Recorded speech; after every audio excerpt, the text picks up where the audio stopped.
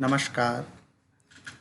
BA part द्वितीय का द्वितीय प्रश्न पत्र भारतीय समाज मुद्दे तथा समस्याएं, जिसमें आज का अध्याय है राष्ट्र निर्माण के सामाजिक एवं सांस्कृतिक पहलू।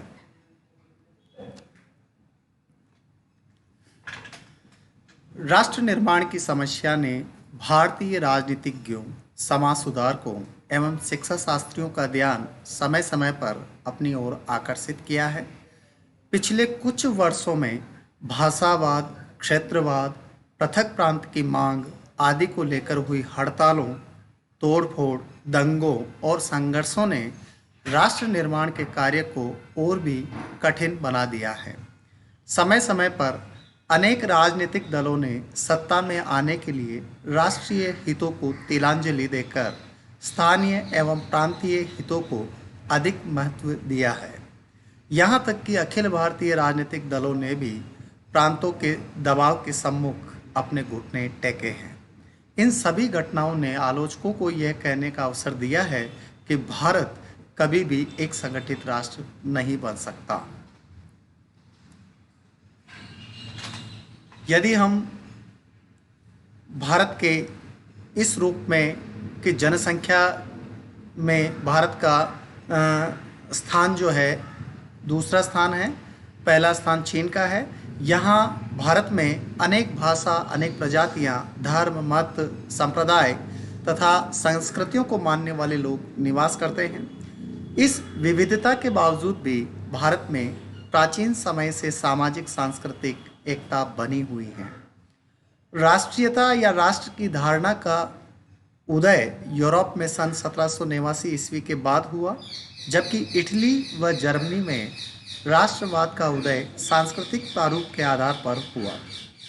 साधारणतया राष्ट्र का अर्थ उस मानव समूह से लिया जाता है जिसमें एकता की भावना पाई जाती है। प्रसिद्ध विद्वान J.S. मिल ने कहा कि राष्ट्र मानव जाति का एक ऐसा भाग है जो अन्य लोगों की तुलना में एक दूसरे से सामान्य सहानुभूतियों के द्वारा संयुक्त हो, जिनमें एक ही सरकार के अधीन रहने की प्रबल इच्छा हो। विद्वान जैक्यूस मार्टिन ने लिखा है कि एक राष्ट्र ऐसे लोगों का एक समुदाय है जिनमें ऐतिहासिक जागरूकता पाई जाती है, जिनका एक भूतकाल होता है, जो अपने आप को अनिवार्यतः आंतरिक रूप से प्यार करते हैं। इस प्रकार एक राष्ट्र एक भौगोलिक क्षेत्र में निवास करने वाले उन लोगों का एक ऐसा समुदाय है जिनका एक भूतकाल और इतिहास होता है, जिनमें हम की भावना पाई जाती है, जिनकी एक भाषा, संस्कृति, सामान्य परंपरा, सामान्य चेतना होती है। यदि हम राष्ट्र निर्माण के आधार की बात करें तो राष्ट्र निर्माण किसी राष्ट्र के विकास की वह प्रक्रिया है जिसमें राष्ट्र की सामाजिक, राजनीतिक तथा आर्थिक प्रगति के लिए उपलब्ध सभी स्रोतों का दोहन किया जाता है और ऐसा करते समय लोगों की इच्छाओं और आकांक्षाओं को ध्यान में रखा जाता है। जेम्स एस कोलमैन एवं कार्ल जी रोजबर्ग ने राष्ट्रीय एकीकरण के दो प्रकारों का उल्लेख किया है। पहला राजनीतिक एकीकरण और दूसरा भू क्षेत्रीय एकीकरण। भारत में अनेकता के बीच भी एकता के दर्शन होते हैं। चूंकि भारत में राष्ट्र निर्माण की अवस्था को निर्मित करने वाले प्रमुख तत्व निम्नानुसार है। राष्ट्र निर्माण के जो पहले बिंदु की यदि हम बात करें तो वह है भौगोलिक एकता। जैसा कि आपको चित्र के माध्यम से नज़र आ रहा है, इसमें भौगोलिक क्षेत्र दर्शा रखा है। भौगोलिक दृष्टि से जो है संपूर्ण भारत को एक इकाई के रूप में मान सकते हैं। उत्तर में हिमालय, दक्षिण में हिंद महासागर, पूर्व में बंगाल की खाड़ी और पश्चिम में अरब सागर हैं। यहाँ चार धाम हैं जो संपूर्ण भारत को एकता के सूत्र में पिरोते हैं। पूर्व में जगन्नाथपुरी, पश्चिम में द्वारिका, उत्तर में केदारनाथ व बद्रीनाथ तथा दक्षिण में रामेश्वरम है। प्राकृतिक सीमाओं ने देशवासियों में एकता का सूत्र तथा जन्मभूमि के प्रति अगाध प्रेम पैदा किया है। जननी जन्मभूमिश्च स्वर्गादपि गरीयसी, अर्थात जननी जिसने, वह माता जिसने मुझे जन्म दिया है और जिस धरती पर मैंने जन्म लिया है वो स्वर्ग से भी महान है। और एक स्थान पर ऐसा भी है कि माता भूमि पुत्रो अहम पृथ्व्या, यानी धरती मेरी माता है और मैं इसका पुत्र हूँ। यदि हम सामाजिक सांस्कृतिक एकता की बात करते हैं तो यहाँ पर प्राचीन काल से ही भारत की सामाजिक संरचना एवं संस्कृति में एकता के दर्शन होते हैं। संयुक्त परिवार प्रणाली, वर्णाश्रम व्यवस्था, जाति व्यवस्था भारत में प्रारंभ से ही मौजूद रही है। सामाजिक धार्मिक उत्सवों एवं त्योहारों का प्रचलन सामान्य रूप से सारे देश में रहा है। होली, दिवाली, रक्षाबंधन, दशहरा, रामनवमी जैसे त्यौहार धूमधाम से सभी प्रांतों में मनाए जाते हैं। राम, कृष्ण, हनुमान, दुर्गा, सीता, लक्ष्मी, सरस्वती आदि का पूजन हिंदू लोग करते हैं। अध्यात्मवाद, कर्म एवं पुनर्जन्म, स्वर्ग एवं नरक आदि से संबंधित विश्वास भी यहाँ पाए जाते हैं। धार्मिक समन्वय की बात करते हैं तो यहाँ चित्र के माध्यम से दिखाया गया है कि आदि शंकराचार्य ने 4 मठ की स्थापना की थी, जिसमें द्वारिका, बद्रीनाथ, रामेश्वरम, जगन्नाथपुरी है, जो सभी को धार्मिक रूप से पूरे भारत के क्षेत्र में निवास करने वाले लोगों को जोड़ती है। भारत विभिन्न जातियों प्रजातियों की ही नहीं वरन अनेक धर्मों की जन्मभूमि भी रहा है। हिंदू, जैन, बौद्ध, सिख धर्मों का उदय भारत में ही हुआ है। प्रत्येक धर्म में भी कई मतांतर है, किंतु सभी के मूल सिद्धांतों में समानता है। सभी धर्म आध्यात्मवाद, ईश्वर, नैतिकता, दया, ईमानदारी, सत्य, अहिंसा के मौलिक सिद्धांतों में विश्वास करते हैं।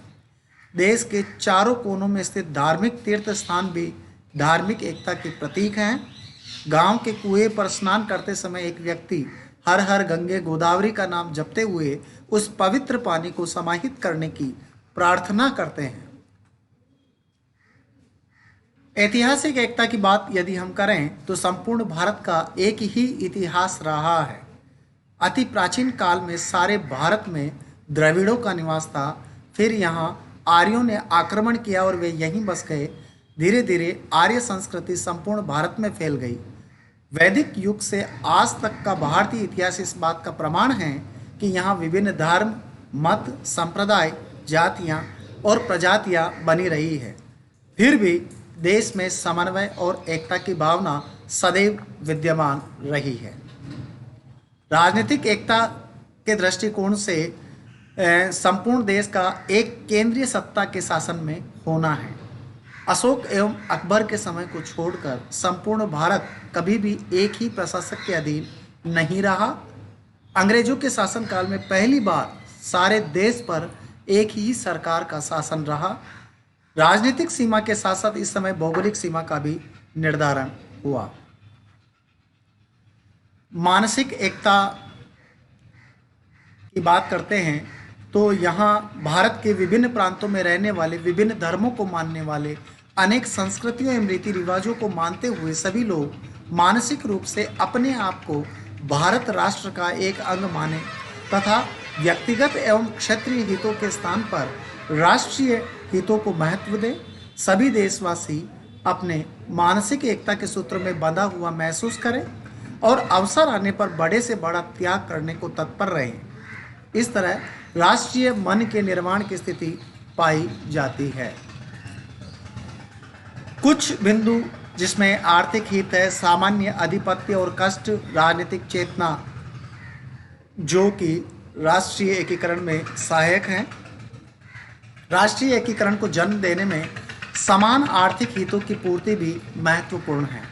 सभी देशवासी अपनी आर्थिक समस्याओं को हल करने के लिए एक होकर प्रयास करते रहे हैं।